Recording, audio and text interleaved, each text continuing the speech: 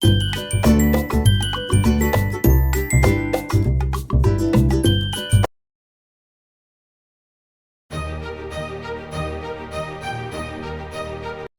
video sponsored by GenReviews.online. GenReviews.online is one of the review portal site. இதுக்கான link உங்களுக்கு டிஸ்கிரிப்ஷனில் கொடுக்கேன் friends, check பண்ணி பாருங்கள்.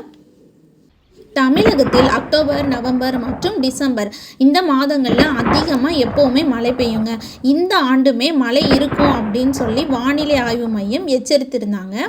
அதே மாதிரி இந்த கடந்த 2 மாதங்களாக நமக்கு மழை வந்துக்கிட்டு தாங்க இருக்குது.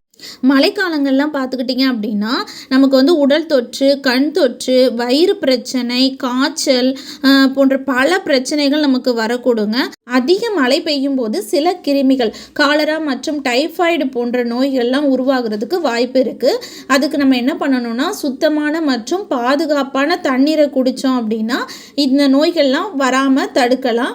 அதுக்காக மழைக்காலங்களில் நம்ம வந்து தண்ணீரை கொதிக்க வச்சு குடிக்கலாம். பாலில் மிளகு, மஞ்சள் தூள் சேர்த்து சூடாக சாப்பிடலாம். இதை சாப்பிட்றதுனால என்ன ஆகும்னா தொண்டைக்கு இதமாக இருக்கிறதோட நம்ம உடலுக்குமே கால்சியம் தேவையும் பூர்த்தியாகும்.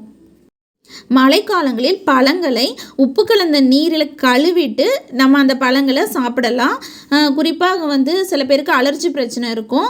அவங்க வந்து ஆரஞ்சு, சாத்துக்குடி, கொய்யா இந்த சிட்ரஸ் பழங்களை வந்து இந்த மழைக்காலங்களில் தவிர்ப்பது நல்லது.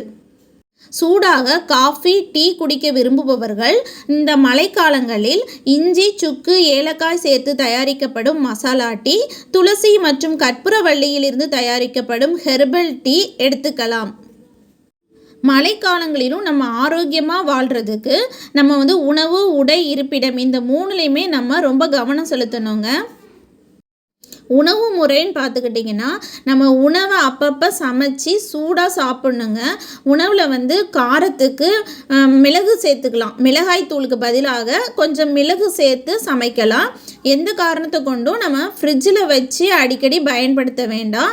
மழைக்காலம் முடிகிற வரைக்குமே நம்ம புடலை, பீர்க்கங்காய், பூசணிக்காய் இந்த காய் வகைகளை தவிர்க்கிறது ரொம்ப நல்லது. கீரை, தயிர் இந்த 2யுமே நம்ம வந்து இரவு வேளைகளில் கண்டிப்பாக எடுக்கக்கூடாது.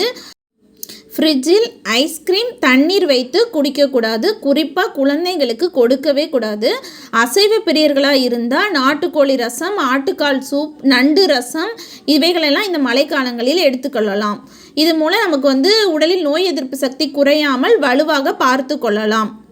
பருவநிலைக்கு ஏற்றாற்போல் நம்ம உடைகளும் தேர்ந்தெடுக்கலாங்க.